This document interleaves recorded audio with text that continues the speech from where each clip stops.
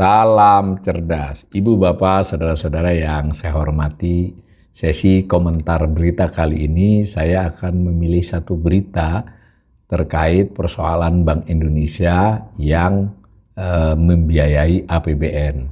Sumber beritanya dari pernyataan Dewan Gubernur Bank Indonesia dan beberapa bahan dari jurnalis yang menulisnya.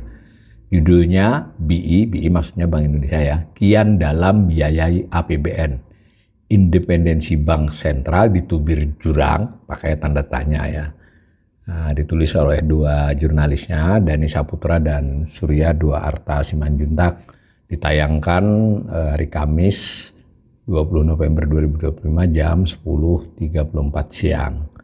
Nah, ini ada gambar 4 orang. Ini dalam gambar ini sebetulnya tidak sepenuhnya dari terkait berita, tapi ini gambar ketika rilis siaran pers forum KSSK ya. Forum KSSK itu Forum Komite Stabilitas Sistem Keuangan. Ada Gubernur Bank Indonesia, ada Menteri Keuangan, ada Ketua Dewan Komisioner OJK dan Ketua Dewan Komisioner Lembaga Penjamin Simpanan. Nah, saya bacakan beritanya. Bank Indonesia semakin agresif terlibat dalam pembiayaan APBN 2025. Mereka ini Bank Indonesia ya, telah menyerap setidaknya 289,9 triliun surat utang pemerintah. Yang menariknya mayoritas dilakukan dengan skema debt switching. Nah, ada banyak definisi mengenai mekanisme debt switching ini, namun skema ini secara umum ditafsirkan sebagai pembelian surat utang lama yang telah jatuh tempo, yang diganti dengan surat utang baru dengan tenor atau jatuh tempo yang lebih lama. Saya komentari sedikit ya. Jadi perlu diingat nih 289,9 triliun ini adalah khusus tambahan di 2025, bukan seluruh SBN yang dipegang oleh Bank Indonesia ya. Ini yang terkait dengan yang baru saja. Nah, kemudian ternyata itu kemudian bentuknya sebagiannya mayoritas ini bahkan disebutnya debt switching. Jadi Bank Indonesia itu menukar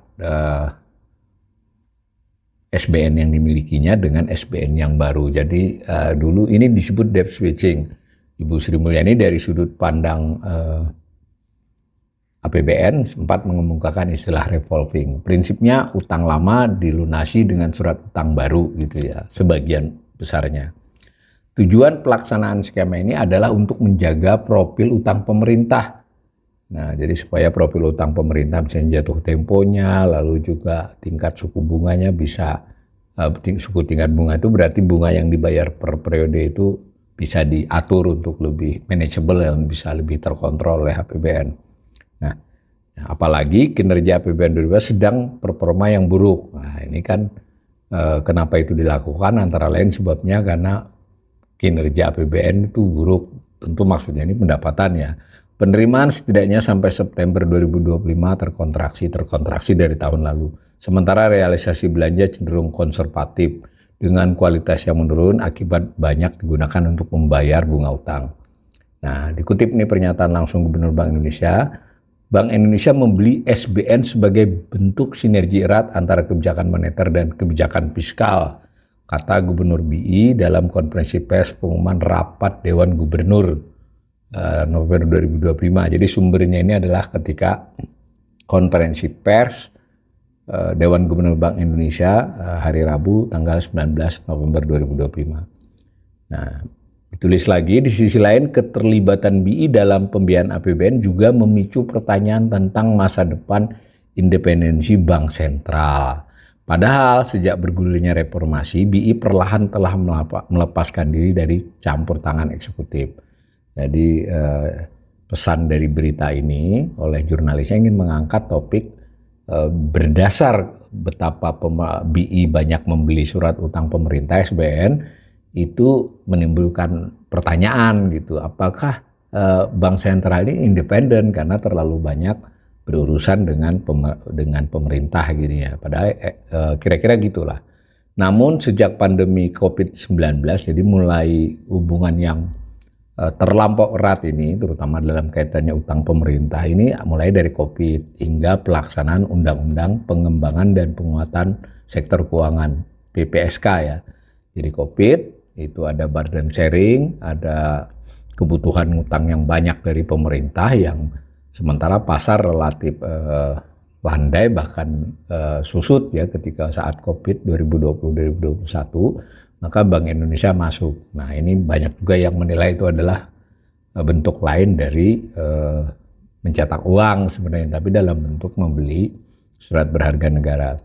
Nah jadi menurut dan lanjut ternyata COVID berakhir masih ada lagi undang-undang PPSK yang membuat BI tetap bisa masuk, bahkan sempat era terakhir Sri Mulyani burden sharing ya. Meskipun katanya Purbaya mau menghentikan, tapi kan menghentikannya maksudnya selesai dulu MUU 200 triliun atau menghentikan setelahnya tidak lanjut gitu. Ini kan masih yang jelas kalau dari informasi terkini ini Bank Indonesia masih banyak beli ya, beli baru maksudnya ditambah kepemilikan lama. Nah, jadi BI dianggap menurut tulisan ini, menurut berita ini itu independensinya mulai jadi masalah gitu kira-kira. Sekurang-kurangnya di tengah rap independensi BI berkurang. Nah, padahal kebijakan BI diarahkan untuk mendukung pertumbuhan dan secara terus-menerus terlibat dalam pembiayaan APBN terus-menerus loh ya. Karena pada dasarnya sebelum ada amandemen baru di PPSK ini, BI itu single mandat, hanya soal menjaga inflasi ya, inflasi dalam pengertian inflasi harga barang dan jasa maupun nilai tukar rupiah. Ini ada gambar yang menunjukkan perkembangan suku bunga Bank Indonesia ya dari 2016 sekarang 4,75 ini ya bisa dikatakan tengah-tengah lah ya, lebih tinggi dari kurun tertentu namun lebih rendah dari beberapa waktu terakhir ini. Nah, saya baca lagi, selain itu pada pelaksanakan rapat Dewan Gubernur RDG pada 19 November 2025 kemarin juga tidak biasa dengan kehadiran Wakil Menteri Keuangan Thomas Jiwandono. Biasanya nggak ada ya RDG, namanya juga rapat Dewan Gubernur, tapi kali ini Menteri Keuangan diundang, cuma diwakili oleh Wamenkyu-nya. Jadi representasi pemerintah. Jadi ini belum pernah, kalau menurut berita ini 5 tahun terakhir tidak ada perwakilan pemerintah yang ikut nimbrung dalam RDG BI ya. Ferry mengatakan, Gubernur Bank Indonesia, kehadiran Wamenkyu dalam hal ini mewakili pemerintah Menkyu itu masih sesuai dengan Undang-Undang BI. Ya, sesuai karena dia mengatakan perlu mengundang Menteri Keuangan dalam setiap RDG bulanan seperti diatur oleh pasal 43 ayat 1 huruf A Undang-Undang BI. Jadi menurut Gubernur Bank Indonesia ini tidak melanggar. Cuma masalahnya kan faktanya selama ini tidak diundang gitu. Sekurang-kurangnya bertahun-tahun tidak pernah diundang. Jadi tentu menimbulkan tanda tanya. Nah, dijelaskan oleh Ferry ini untuk memperkuat koordinasi moneter BI dan fiskal pemerintah. Tapi kita juga harus ingat dari gambar di atas tadi yang tidak terkait dengan RDG, sebenarnya kan ada forumnya, forum KSSK, ya kan? Jadi tidak apakah itu tidak cukup lalu ditambah ini? Kita tidak. Sejauh ini Pak Ferry mengatakan ini penting ya. Bisa juga pasar membaca sinyal, wah ini karena di media-media kadang ada perbedaan ya yang dinyatakan, sekurang-kurangnya yang diberitakan itu antara kebijakan BI atau pejabat BI pernyataan dengan Menteri Keuangan. Sehingga mungkin juga undangan ini bagus juga, tapi sayangnya kan yang datang Wamen, padahal yang kelihatan oleh analis ditabrakkan itu adalah Gubernur BI dengan Menteri Keuangan ya. Jadi prinsipnya, ya ini bagus ini penjelasan Pak Ferry. Ini untuk membangun ekspektasi secara positif baik oleh BI maupun melalui pemerintah. Ya kira-kira mau kasih isyarat lah ke pelaku ya, terutama pasar ini bahwa nggak ada masalah, itu berita aja yang kadang mempertentangkannya bahwa koordinasi masih sangat erat antara Kementerian Keuangan dengan Bank Indonesia. Itu kira-kira yang di ini.